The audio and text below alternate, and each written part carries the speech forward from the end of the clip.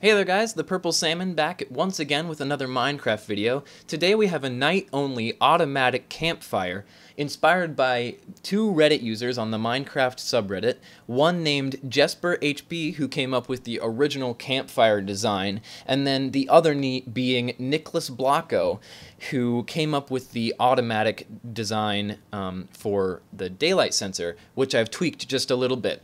So basically, if we take a look at this right now, if I put this right here and then we watch the time go by, you will see that the sun is about to go down, and if I look at these, they will turn on when it turns about nighttime. It goes on a little before nighttime and it will turn off a little after nighttime, so there's that. And then if we take a look over here, we can see it just a little better. Here is the entire design for just the campfire, and then right here is the design for the automatic part of the campfire, turning it on and off.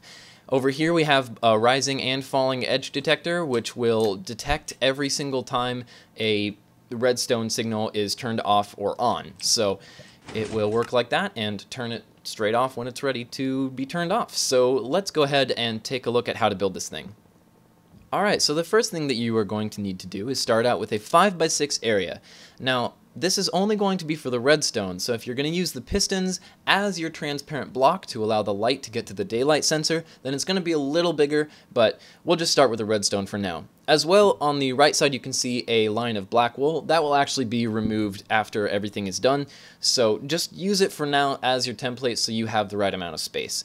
So let's start off and we will put 2 blocks here, and then we will put a dispenser on top, and then we will take the blue stained clay out 3 blocks, then block up here, pull this all the way around, just like that, layer this in, put a bed right here, then we can take this block out if we want, put a cobblestone wall right here, and then we can block up just like this, and there you go. That is the first part to the outline of where your campfire is going to go.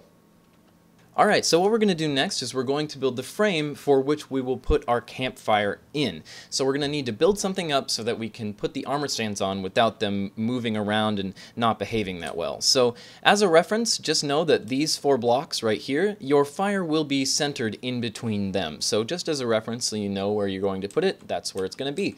So first we're going to outline the entire area here and cover up these 2 blocks just like that. Then we are going to put 2 cobblestone walls here, 1 cobblestone wall there, and some stuff like this. And then we are ready to go. Oh, and 1 there as well, sorry, I apologize. And then we put a water bucket here. We allow it to flow that way, put 2 up like that. Then we will take our armor stands, place 1 like this, 1 like this, 1 like this, and then 1 like that. Oh, nope, I did it wrong. And 1 like that. And there we go.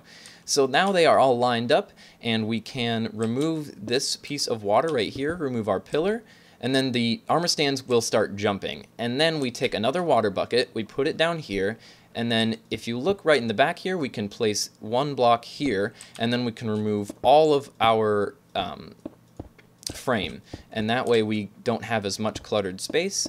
Then we can keep removing the frame, I apologize, and then we can remove these 2 blocks, and then we can remove this block as well. And once we got all of that done, we can put a bucket of lava here, and if we use our button, then we can see this is how it's going to be lit up, and then if we use the button again, that's how it's going to be turned off. As a little side note here, you may have to do the jumping part a couple of times because sometimes they just don't settle right, and you will have to do it over again, because if they settle something like this, it won't look right. So just go ahead, remove the water, and then wait till they settle fairly nicely, and then you can put the water back, and they should settle fine eventually. Alright, so once you've removed all unnecessary pieces of the frame, we're going to start to build the automatic part, which includes the daylight sensor. So what we're going to do first is we're going to put a hopper here, put 2 iron spades or pretty much anything that is non-stackable right here, and then after that we are going to put 2 blocks in front just like this, and then we are going to take two comparators, one coming out of the hopper, one going out this way.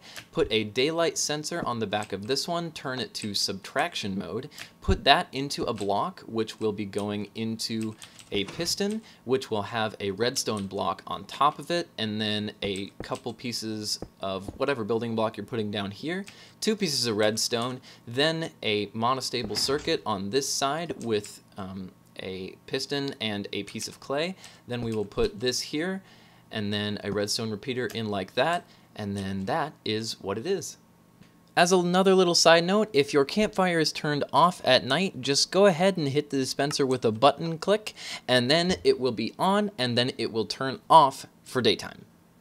So now we can see that if I start advancing time fairly quickly, then the daylight sensor will pick up on that and automatically change it so that the lava is dispensed. And then once the moon crawls all the way across the sky and it turns back to daytime, we will see that the fire will go out. So if you really wanted to, you could stop right here, you could leave everything exposed, and I mean, it is really a fully functional automatic campfire now, but if you want it to look even better, then we're going to add a little bit more to it. So what we're going to do first is make this a little more circular, as if you can do that in Minecraft, and then we're going to use pistons as the transparent blocks that will allow the light to go all the way around and actually into the daylight sensor. And the reason that I chose pistons is because there's really no other block that you can use that looks like a brick from one side that will make sense with a fire pit. So we're going to use pistons for the outside. So just a little bit of information, some of these pistons can actually be kind of tricky to get in, so possibly use the help of some other pistons to get them in the right place. But once you have all of them placed correctly and you wait for the certain amount of time, you can actually see now that everything is working just as it is supposed to, and the campfire will light up when it gets dark.